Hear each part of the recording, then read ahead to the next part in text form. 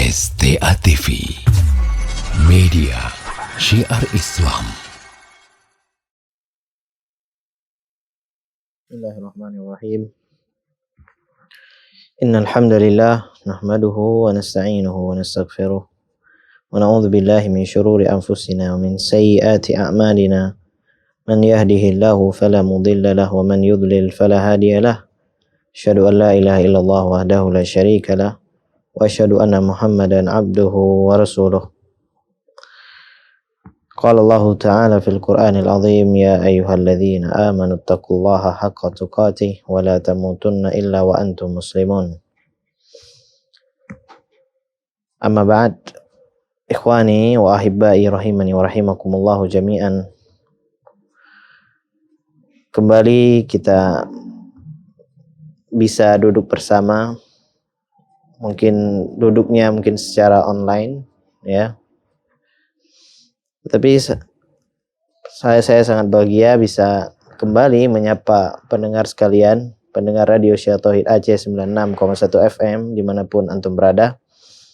Di malam yang berbahagia ini kita kembali membaca hadis-hadis dari Nabi Shallallahu Alaihi Wasallam, dan kita mengharap dengan kita membaca hadis dari Nabi Shallallahu Alaihi Wasallam dapat menambahkan pemahaman kita tentang ilmu agama dan menambahnya ketakwaan kita kepada Allah Subhanahu wa Ta'ala. Karena inilah warisan yang ditinggalkan oleh Nabi Shallallahu Alaihi Wasallam, warisan yang sangat mulia. Karena para nabi tidak meninggalkan dinar dan dirham, melainkan Nabi Shallallahu Alaihi Wasallam meninggalkan kepada kita ilmu. Dan barang siapa yang mengambil ilmu tersebut, maka dia telah mengambil warisannya para nabi. Jamaah yang mulia rahimani wa rahimakumullahu jami'an. Di malam yang berbahagia ini kita akan membaca hadis yang ke-14 dari kitab Bulughul Maram, dari Kitabul Jami', dari Ibnu Umar radhiyallahu ta'ala anhu. Baginda Nabi sallallahu alaihi wasallam bersabda, la yanzurullahu illa man jarra thawbahu khuyala. Allah Subhanahu wa ta'ala tidak akan melihat orang yang melabuhkan pakaiannya atau menjulurkan pakaiannya karena kesombongan. Hadis dari riwayat Bukhari dan Muslim. Hadis ini menjelaskan kepada kita larangan untuk isbal, yaitu menjulurkan pakaian melebihi mata kaki. Dan para ulama berselisih pendapat tentang masalah hal ini. Apakah ini sifatnya haram atau makruh? Dari hadis ini kita bisa melihat larangan yang sangat besar atau iqab dari Allah Subhanahu wa ta'ala. Allah tidak melihat kepada orang-orang yang menjulurkan pakaiannya melebihi mata kaki. Dan seorang mukmin, seorang muslim, dia harus taat kepada Allah dan taat kepada Rasul-Nya. Di hadis yang lain, baginda Nabi Shallallahu Alaihi Wasallam bersabda, ma asfala minal ka'bain minal izari fa finnar. Seluruh apa saja yang melewati mata kaki tempatnya di neraka. Ancaman yang keras dari Nabi Shallallahu Alaihi Wasallam yaitu neraka. Ulama usul fikih, ulama kaidah fikih menyebutkan al-khuruj minal khilaf mustahab. Keluar dari masalah khilaf itu dianjurkan. Keluar dari masalah khilaf dianjurkan. Ulama khilaf, apakah orang yang menjulurkan pakaiannya melebihi mata kaki itu haram atau makruh? Kalau kita menanyakan kepada kita pribadi, kalau kita bertanya, Mana lebih selamat, seseorang tidak isbal atau isbal? Semua orang sepakat bakalan menjawab lebih selamat kalau seseorang tidak isbal. Nah, maka sikap kita yang lebih selamat, sikap kita yang lebih aman, yaitu kita tidak menjulurkan pakaian kita melebihi mata kaki. Itu lebih selamat. Nah, sangat kita sayangkan, ya, ada sebagian kaum muslimin malah menganggap orang yang tidak melakukan isbal atau pakaiannya di atas mata kaki, celananya di atas mata kaki, jubahnya di atas mata kaki, itu menganggap ini adalah perkara, ini adalah orang yang sesat, atau ini adalah pemikiran yang radikal. Padahal ini adalah hadis dari Nabi Shallallahu Alaihi Wasallam. Ulama hanya khilaf tentang ini apakah hukumnya makruh, ya, larangan di sini, apakah bersifat makruh atau haram. Hanya sekedar itu. Berarti orang-orang yang memakai pakaian atau memakai celananya atau sarungnya di atas mata kaki adalah orang yang sedang berusaha mencari titik aman. Bukankah begitu? Nah, bagi orang-orang yang berolok-olok hal ini, maka kita takutkan. Ya. Apalagi mengatakan ini adalah perkara yang terlalu berlebihan menurut dia. Ngapain harus pakaian itu harus di atas mata kaki? Ya, biasa-biasa sajalah. Padahal Nabi Shallallahu Alaihi Wasallam menyebutkan di sini, dan ini adalah hadis yang sahih diriwayatkan oleh Imam Bukhari, Allah Subhanahu Wa Taala tidak melihat orang yang menjulurkan pakaiannya karena kesombongan.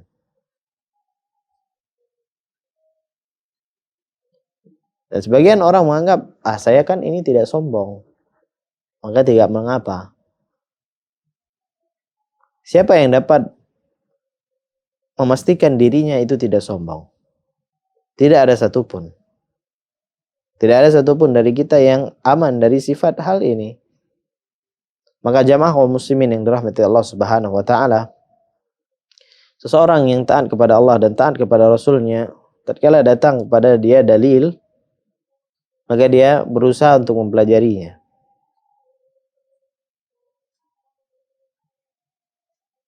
Dan dia berusaha untuk mengamalkan apa yang diucapkan oleh Nabi Shallallahu Alaihi Wasallam. Jangan kita melakukan isbal atau menjulurkan pakaian kita karena dengan berbagai macam alasan. Para ulama menjelaskan, man tatabba'a rukhasal ulama tazandaq. Barang siapa yang mencari-cari rukhsahnya para ulama, pendapat yang mudah, ya, dari para ulama, maka ini adalah orang yang zindik, orang yang munafik. Ini adalah ancaman dari para ulama. Dia mencari pendapat-pendapat yang mudah untuk dirinya, mudah untuk dia pakai, cocok untuk hawa nafsunya. Kalau dia memang berpendapat, ini saya memang berpendapat makruh, karena alasan saya ini, dan ini, maka silakan. Itu antara Anda dengan Allah Subhanahu Wa Taala. Tetapi hal yang lebih semangat, hal yang lebih selamat untuk seorang muslim, yaitu dia keluar dari khilaf. Keluar dari khilaf tersebut. Kalau dia memakai pakaian di atas mata kaki, itu jauh lebih aman. Karena dia tidak, itu adalah hal sikap seseorang keluar dari khilaf tersebut. Seperti kita beri contoh lain, ulama khilaf, apakah memegang kemaluan itu membatalkan wudu atau tidak? Ada yang mengatakan, dan itu khilafnya khilaf yang mu'tabar, khilaf yang sama-sama kuat. Ada yang berpendapat memegang kemaluan membatalkan wudu. Ada yang berpendapat, ya, kalau memegang kemaluan tidak batal wudu. Dan pendapat jumhur ulama mengatakan apabila dia memegangnya dengan syahwat, itu baru batal wudu. Tetapi mana yang lebih selamat bagi dia? Untuk dia setelah dia memegang kemaluan, untuk wudhu lagi atau tidak wudhu lagi? Jawabannya wudhu lagi. Karena itu lebih selamat. Dan inilah sifat kita seorang muslim. Bukan berargumen, oh kan ini kan ada apa? Ini kan ada khilafnya. Iya, benar. Apakah itu khilaf yang muktabar atau tidak? Atau itu khilaf yang sama-sama kuat atau tidak? Nah, jamaah kaum muslimin yang dirahmati Allah Subhanahu wa taala, butuhnya kepada kita semua itu untuk mempelajari agama dengan yang benar. Memilih guru yang benar. Agar kita tidak bingung. Agar kita diarahkan dengan pendapat yang lebih selamat. Dan kita semuanya, jamaah kaum muslimin yang dirahmati Allah Subhanahu wa taala, bukan berarti orang yang tidak menerima khilaf. Bertoleransi tentang masalah khilaf. Tetapi ini pendapat saya karena ini. Oh, Anda berpendapat demikian. Oh, ini masalahnya demikian. Oh, saya berpendapat kalau isbal itu tidak hukumnya tidak haram, tetapi derajatnya hanya sekedar makruh selama dia tidak sombong. Silakan. Tetapi Anda harus punya argumen. Anda harus tahu dalilnya. Anda harus tahu bagaimana pendapatnya para ulama. Jangan mengikuti hawa nafsu. Jangan karena mengikuti keumumannya manusia. Jangan karena hanya takut dimusuhi oleh orang lain. Tetapi ambillah pendapat para ulama karena Anda yakin dengan pendapat tersebut. Karena Anda yakin bahwasanya itu pendapat yang paling benar. Dan seorang mujtahid, seorang yang mujtahid, adapun kita adalah para muqallid ya. Seorang mujtahid, kata Nabi sallallahu alaihi wasallam, apabila dia benar ya, dia menentukan suatu hukum, apabila dia benar, dia dapat 2 pahala. Dan apabila dia salah, dia mendapatkan 1 pahala. Karena apa tadi? Niat tadi. Mencari kebenaran. Bukan mencari pembenaran. Kalau mencari pembenaran semua kita mampu. Oh kan ini ada pendapat ini.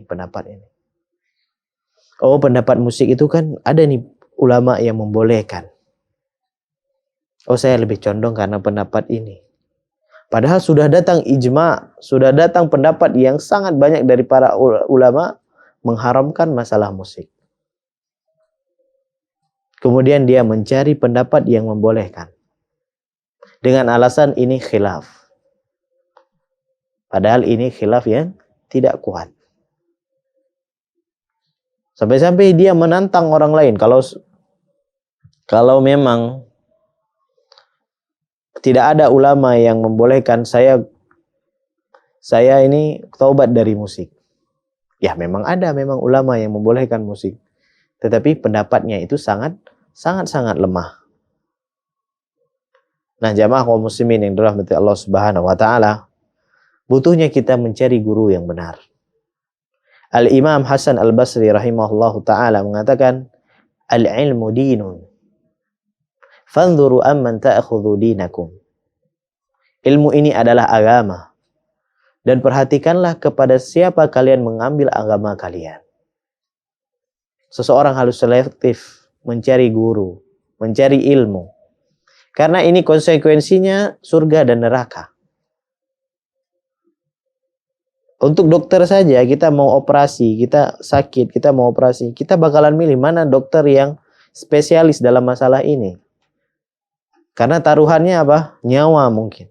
Karena taruhannya apa? Kita sakit mungkin, atau tidak sukses mungkin. Nah, apalagi perkara ini konsekuensinya surga dan neraka. Tentu kita harus lebih selektif. Al-ilmu dinun fanzuru amman ta'khudhu dinakum. Ilmu ini adalah agama. Dan perhatikanlah kepada siapa kalian mengambil agama kalian. Dan seorang guru, dia harus membimbing muridnya, membimbing jamaahnya.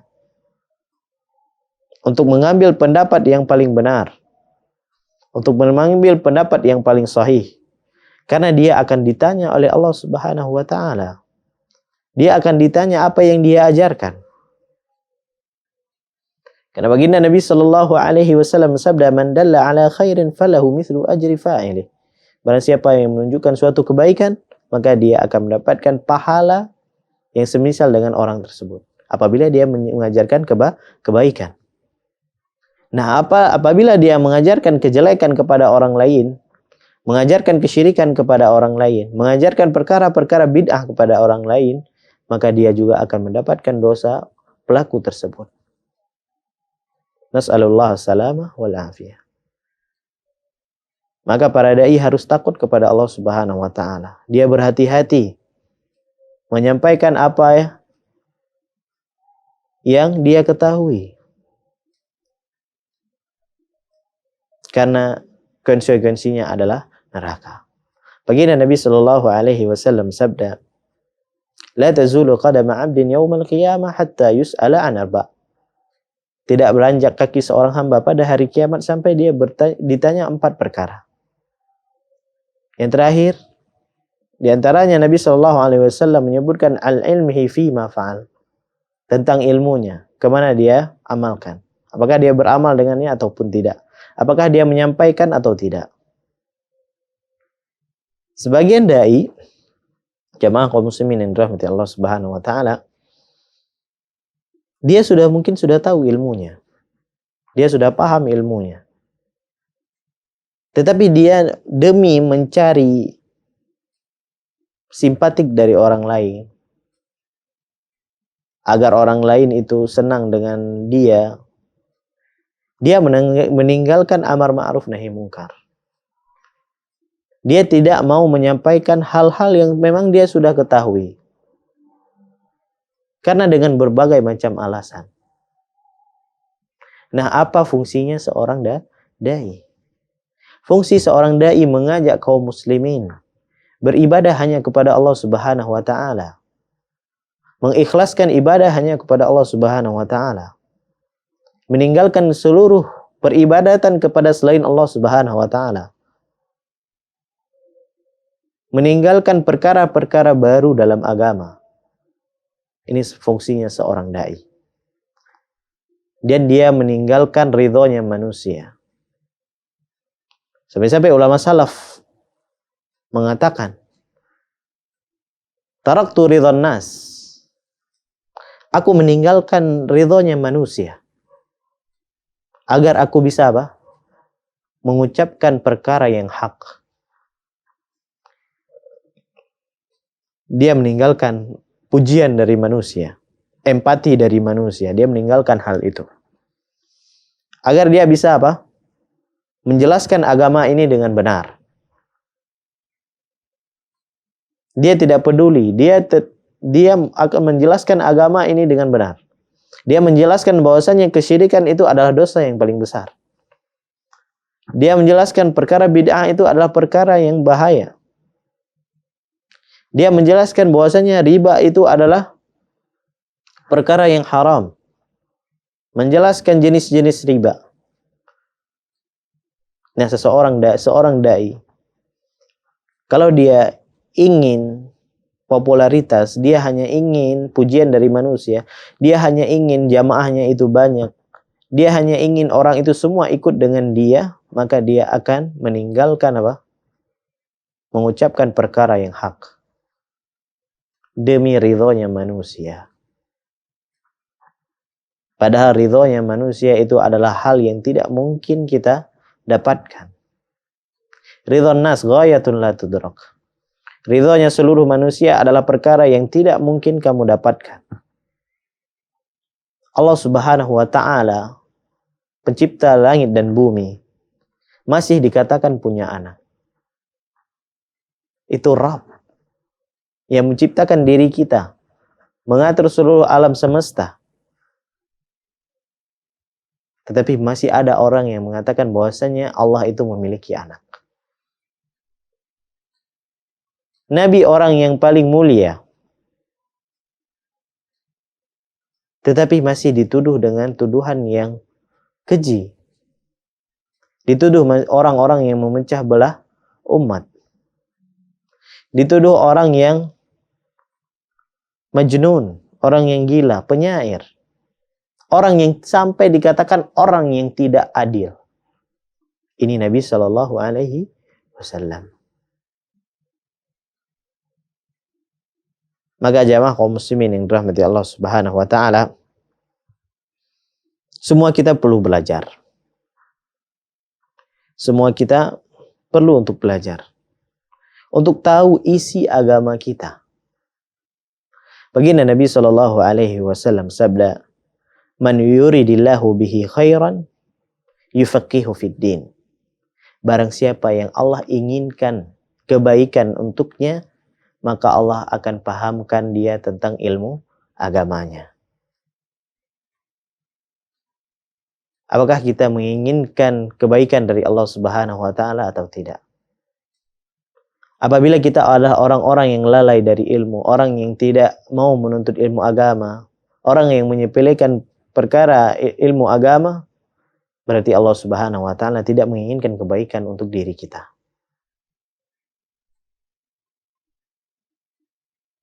Dan jemaah kaum muslimin yang dirahmati Allah Subhanahu wa taala, ada orang yang diberikan hidayah oleh Allah Subhanahu wa taala, mengenal manhajus salaf, mengenal manhaj yang benar, mengenal agama yang benar, tetapi dia mungkin sekarang sudah menyia-nyiakan hal tersebut. Ini adalah bentuk seseorang kufur dari nikmat. Padahal Allah Subhanahu wa taala telah memberikan kepada dia jalan yang benar. Dulunya mungkin dia semangat untuk menuntut ilmu. Kemudian dia meninggalkan hal tersebut. Padahal jamaah kaum muslimin yang dirahmati Allah Subhanahu wa taala, ilmu itu sangatlah lezat. Ilmu itu sangatlah nikmat. Sampai-sampai ulama salaf terdahulu mengatakan, sebagian ulama salaf terdahulu mengatakan, "Lau ya'lamul muluk wa abna'ul muluk ma nahnu fihi lajaladuna bisuyuf." Andai kata para raja dan anaknya para raja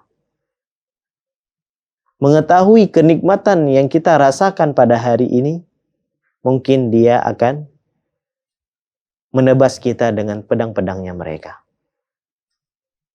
Nikmat. Seseorang dikenalkan agama Allah Subhanahu wa taala. Dia mendapatkan warisan dari Nabi Shallallahu alaihi wasallam, bukanlah itu suatu nikmat? Ini adalah suatu nikmat jamaah kaum muslimin yang dirahmati Allah Subhanahu wa taala. Maka jamaah kaum muslimin yang dirahmati Allah Subhanahu wa taala, mungkin sebagian orang menyangka, apa sih nikmatnya menuntut ilmu agama? Ya, dia nggak bisa fokus dalam mencari uang, mencari nafkah. Dia harus menyisihkan waktunya, memberikan waktunya untuk ilmu agama. Apa nikmatnya? Dia mungkin harus membelanjakan uangnya untuk membeli kitab, untuk safar mungkin, untuk pergi dari satu tempat ke tempat yang lainnya, untuk mendapatkan ilmu. Apa faedahnya? Faedahnya yang paling terbesar yang kita inginkan semuanya adalah surga Allah Subhanahu wa taala. Itu yang semua kita inginkan. Walaupun mungkin itu berat. Karena baginda Nabi sallallahu alaihi wasallam sabda, "Man salaka tariqan yaltamisu fihi ilman sahhalallahu lahu bihi tariqan ilal jannah." Barang siapa yang memudahkan langkahnya untuk menuntut ilmu agama, dia menuju untuk menuntut ilmu agama, dia menempuh jalan untuk menuntut ilmu agama, maka Allah mudahkan jalannya untuk menuju surga. Walaupun dia menjadi orang yang bangkrut pada hari ini. Karena kata ulama salaf, "Man talabal hadits faqad aflas." Barang siapa yang menuntut ilmu agama, mencari hadis dari Nabi sallallahu alaihi wasallam, maka dia akan bangkrut. dia akan bangkrut. Uangnya digunakan untuk menuntut ilmu agama. Uangnya digunakan untuk membeli kitab, membayar transportasi untuk datang dari satu kota ke kota yang lainnya, atau dari satu negara ke negara yang lainnya, untuk mendapatkan hadis dari Nabi Shallallahu Alaihi Wasallam, untuk mendapatkan ilmu yang benar. Maka kita harapkan dengan perjuangan kita yang kita lakukan pada hari ini, Allah akan balas dengan perkara yang besar pada hari kiamat, yaitu surga Allah Subhanahu wa Ta'ala. Jamaah yang mulia rahimani wa rahimakumullah, kita akan membaca hadis yang kedua dari Ibnu Umar. Dari Ibnu Umar radhiyallahu taala anhu, baginda Nabi sallallahu alaihi wasallam bersabda, "Idza akala ahadukum falyakul biyaminihi wa idza syariba falyashrab biyaminihi, fa inna asyaitana ya'kulu bishimalihi wa yashrabu bishimalihi." Apabila salah seorang dari kalian makan, hendaklah dia makan dengan tangan kanannya. Apabila dia minum, hendaklah dia minum dengan tangan kanannya. Karena setan itu makan dan minum dengan tangan kirinya. Hadis riwayat Muslim. Jamaah kaum muslimin yang dirahmati Allah Subhanahu wa Ta'ala, apabila mungkin kita membaca hadis ini, mungkin hari ini kita sudah tahu dengan hadis ini nih. Coba kita flashback dahulu, mungkin tatkala kita belum mengenal dakwah yang benar ini, belum tahu dengan hadis Nabi Shallallahu Alaihi Wasallam, kita sudah terbiasa dengan minum dengan tangan kiri. Ya, kita sudah terbiasa minum dengan tangan kiri. Dan kesalahan sebagian kaum muslimin yang dirahmati Allah Subhanahu wa Ta'ala, mereka minum dengan cara begini. Minum dengan tangan kiri, tapi hanya dibantu dengan tangan kanan. Sering nggak lihat orang kayak gini? Minum dengan tangan kiri. Ini hanya penyangga. Ini hanya pembantu. Dia minum dengan tangan kirinya. Ya, apa salahnya dia minum dengan tangan kanannya? Alasannya apa? Biar gelasnya tidak kotor. Padahal gelas itu juga bakalan dicuci. Nggak mungkin orang minum satu gelas itu sampai seminggu gitu, 2 minggu. Kan nggak ada. Semua kita gelas itu bakalan dicuci. Nah, tatkala kita mendengar hadis dari Nabi Shallallahu Alaihi Wasallam, mulai kita merubah. Kita minum dengan tangan kanan, kita makan dengan tangan kanan. Ya, mulai kita merubah hal tersebut. Dahulu, tatkala mungkin kita baru-baru mendengar hadis dari Nabi Shallallahu Alaihi Wasallam, kita sudah tahu hadisnya, tetapi karena terbiasa, kita melakukan hal tersebut. Kemudian kita baru sadar. Karena apa? Biasa tadi. Allah bisa karena biasa. Karena keterbiasaan kita melakukan hal tersebut. Nah, mulai dari sekarang, kita makan dan minum dengan tangan kiri. Masih banyak adab-adab seorang muslim ya. Mulai dari makan dengan tangan kanannya, mengucapkan bismillah. Apabila dia lupa mengucapkan bismillah, dia mengucapkan bismillah fi awwalihi wa akhirihi. Bismillah awwaluhu wa akhiruhu. Dia mengucapkan hal tersebut. Kemudian dia memakai sandal, mengawali dengan kaki kanannya, kemudian dia membuka dengan kaki kirinya. Kemudian tatkala dia melepas dengan kaki kiri terlebih dahulu, kemudian kaki kanan. Itu adalah adab-adab seorang muslim. Ya, mungkin sebagian kita meremehkan hal tersebut, menganggap perkara tersebut adalah perkara yang kecil. Padahal itu adalah adab yang diajarkan oleh Nabi Shallallahu Alaihi Wasallam. Nabi Shallallahu Alaihi Wasallam bukan hanya sekedar mengajarkan kita bagaimana itu sholat, bagaimana kita harus berpuasa, bagaimana kita harus berhaji, umroh dan yang lainnya. Tetapi perkara-perkara adab, ya, itu diajarkan oleh Nabi Shallallahu Alaihi Wasallam. Sampai seorang tidak boleh berbisik-bisik apabila dia bertiga, karena itu dapat menyakiti hati orang yang ketiga yang tidak diajak untuk berbisik-bisik. Sampai hal demikian. Tidak boleh seseorang mengganggu tetangganya, sampai hal yang paling simpel sekali. Seseorang diajarkan bagaimana cara menyembelih, yaitu apa? Nabi Shallallahu Alaihi Wasallam mengajarkan kepada kita apabila kita ingin menyembelih untuk menajamkan pisau-pisau kita agar tidak menyakiti binatang. Sampai sedetail itu, sampai serinci itu. Nah, apalagi jamaah kaum muslimin yang dirahmati Allah Subhanahu wa taala, kita menyakiti apa? Hati seorang muslim dengan lisan kita.